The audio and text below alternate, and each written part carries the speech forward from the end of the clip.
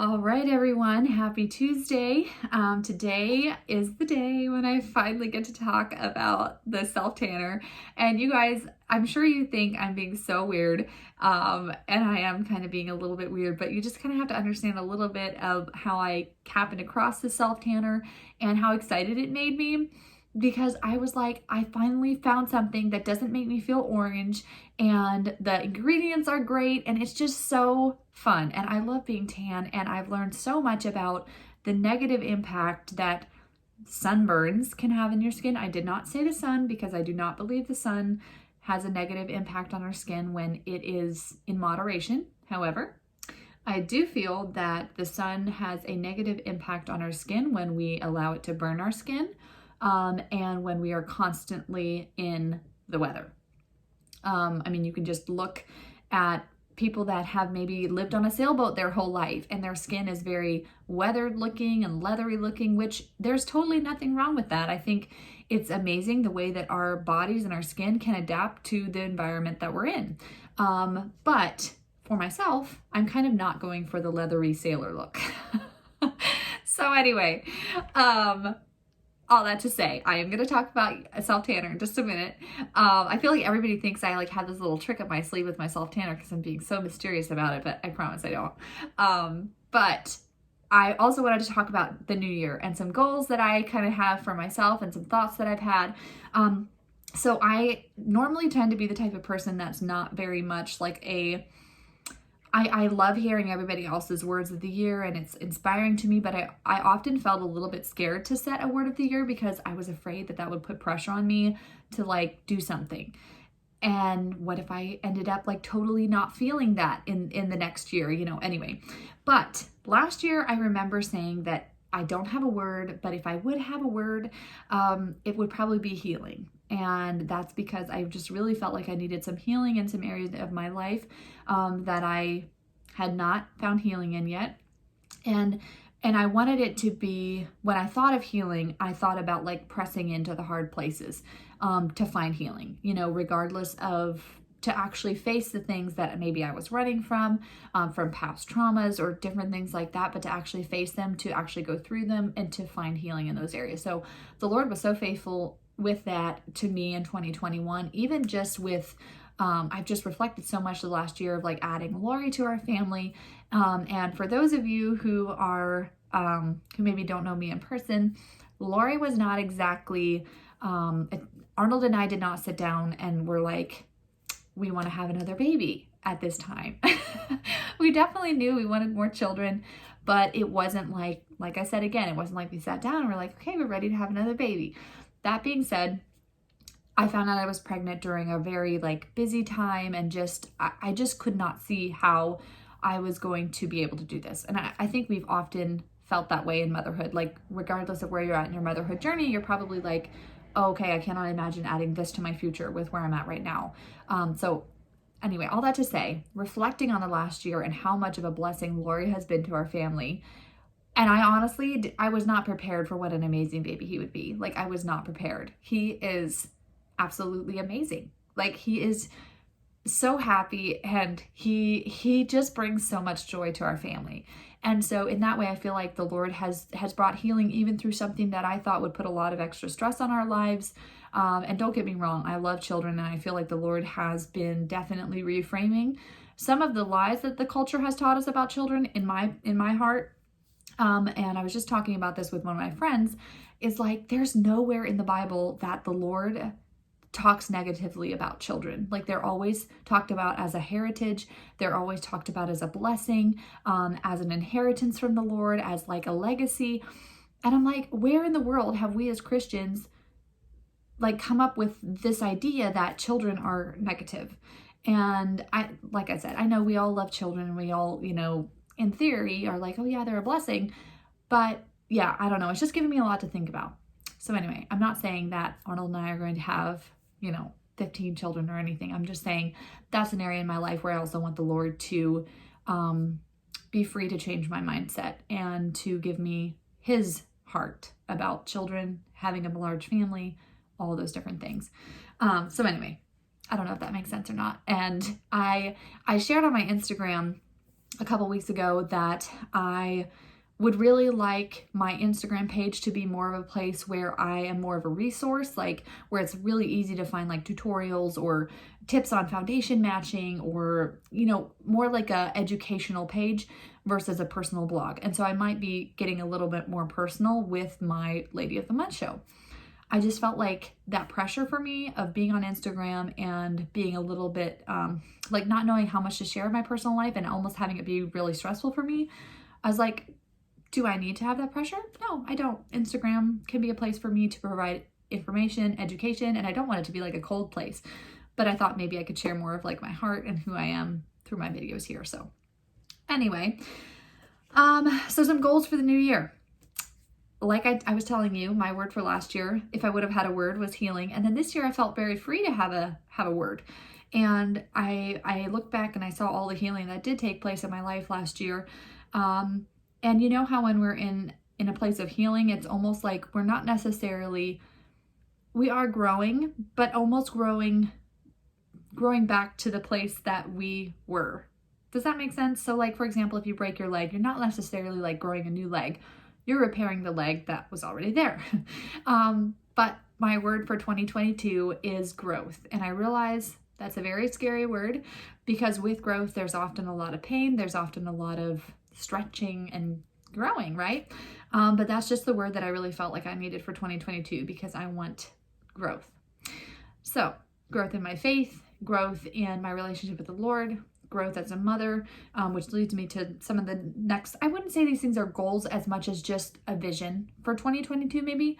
One of them is to be more consistent with my children, with being more intentional with training and discipling them in good behavior versus just disciplining bad behavior.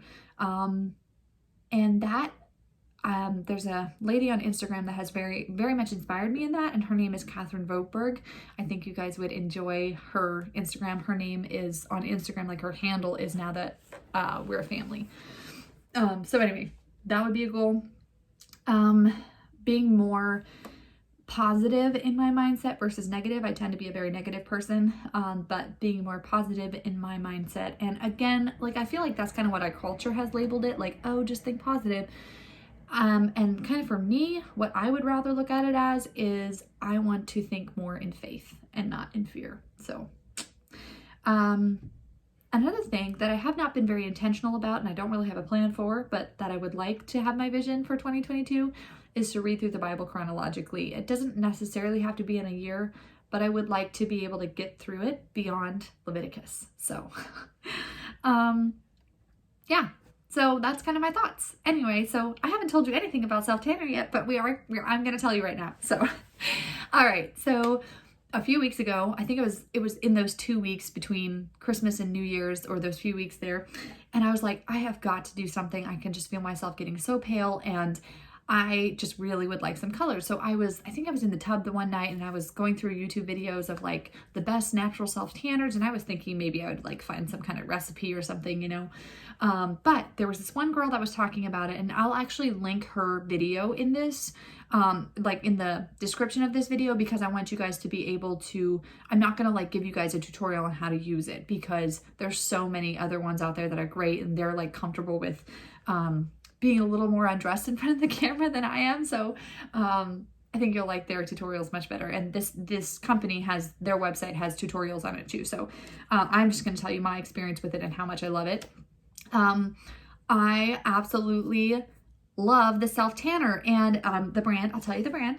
The brand is called Ecotan, and I think the bottles are so pretty too. And so this particular YouTuber that I was watching, she reviewed like lots of different self-tanners and the benefits of using a certain kind over the other, and even like, so this is like a tanning spray, and she talked about like using a lotion versus a spray and all those things. So I was pretty new to the self-tanning process. I had like used another self-tanner years ago, wasn't super happy with it. It was very hard to get an even application, and it was pretty orangey when I was done with it. So I decided to go ahead and give it a try. I will tell you up front, it is a very natural, so like on the back it tells you, so like it says it was made in Australia, it's vegan, it is 88% organic as well. So I think that's important to remember when you're thinking about the price point, because it's not your cheapest self tanner that you're going to find in the market. I actually went ahead and I purchased their Ecotan body tanning water. So this is the body tanning water, and again it's like a spray bottle, okay?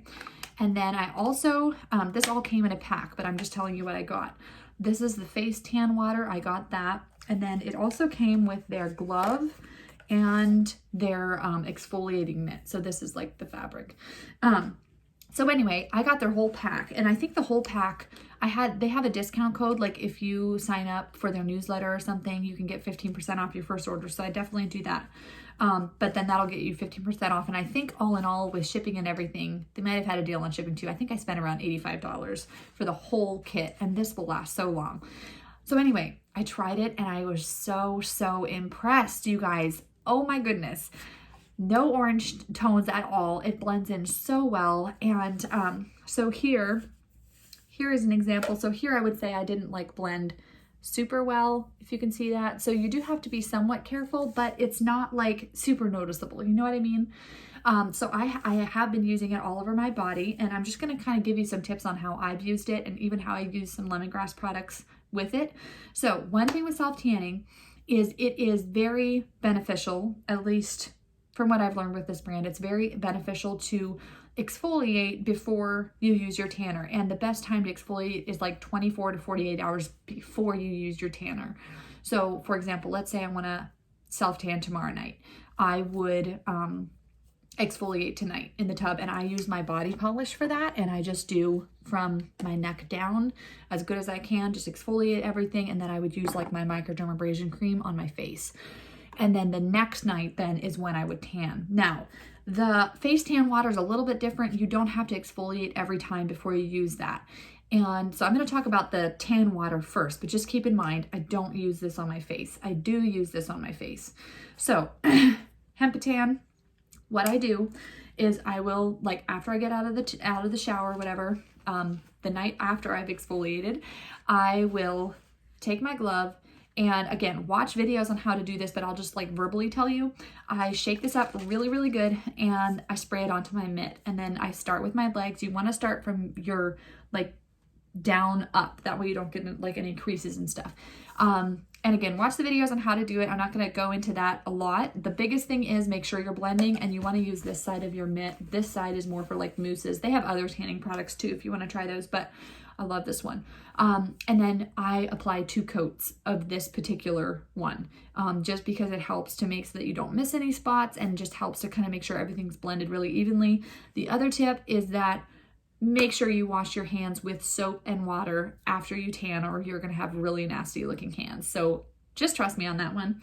I think that's everything with the tanning. Oh, for me, this stuff, you can wash it off after an hour, but I always just sleep in it. So I will put it on like maybe like at 9 o'clock at night after my evening shower. I will sleep in it, and then in the morning I'll just do a quick rinse off, and that works great for me. So that's everything with this one, with the tanning one, or this one. Oh, and the exfoliating mitt, you can use this one as your exfoliator too, if you prefer doing that. So, and again, they have great directions on their website. So this is just kind of some of my tips. The face tan water, this can actually be used as a toner. So they recommend using it, so like let's say in the beginning when you get it, you want to like get your face a good tan. You could use it, like let's say you get it on a Monday. You could use it Monday night, and then again like Tuesday morning, or you could use it Monday night and Tuesday night and Wednesday night until you get a tan that you like. And then you can just maintain that like maybe 1 to 3 times a week. So I kind of just play it by ear. Again, this stuff is so forgiving. If you're new to self-tanning, this is going to be your best friend, because it's honestly really hard to screw this stuff up. But the way that I use this is, and I don't exfoliate every time before using this because you don't want to be over exfoliating your skin. But I will, in the evening, after I've washed all my makeup off and everything, I will go ahead and I will apply like a teaspoon amount to my hand, and then just use that like this, and then just rub it all over my face very evenly. I'll rub it down my neck, and I usually try to make sure I really get into my hairline good too. And then you just let that dry, and then I usually apply like my probiotic eye gel around my eyes, and then my moisturizer once I feel like my toner, which when I say toner, this is what I mean. And then I'll let that dry, and then I'll apply my face cream. So I don't apply a ton of other products when I'm using this, which is the face water. I don't apply a lot of other products at all because I don't want it to affect this stuff, because I don't know like if it would change the color or anything like that. So I just try to be very minimal. And then in the morning, again, after I wake up, I just wash my face with water. So yeah. And then honestly, I would say I use this about 2 to 3 times a week. This is the face one. And then this one I use once a week. I might build up to 2 times a week, but I'm like, right now I'm pretty happy with the way that my skin looks, as far as like the color, the darkness, and everything like that. So there's my thoughts. And I was so excited because I started using this after I got back from a trip to Florida, because I was like, oh, may as well just like maintain the tan that I got down there. And everybody's like, oh, you still look so tan from Florida. I'm like, I'm so glad you asked or said something, because I was so excited to tell someone that it's not actually a real tan, although it is like the realest tan that I found with self-tanners, because self-tanners can so often look orange.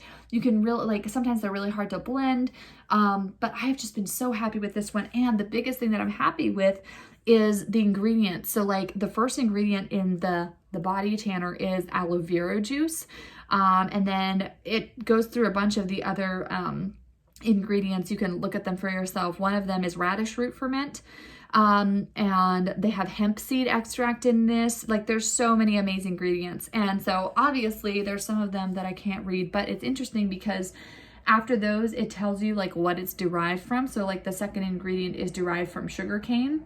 And so there's glycerin in it as well, and that's vegetable derived, but this is made in Australia. So, I don't know. I've just been really, really happy with this very much. So my recommendations would be definitely read the instructions very carefully before using, watch their videos that they have on their website, go on YouTube, find those tutorials.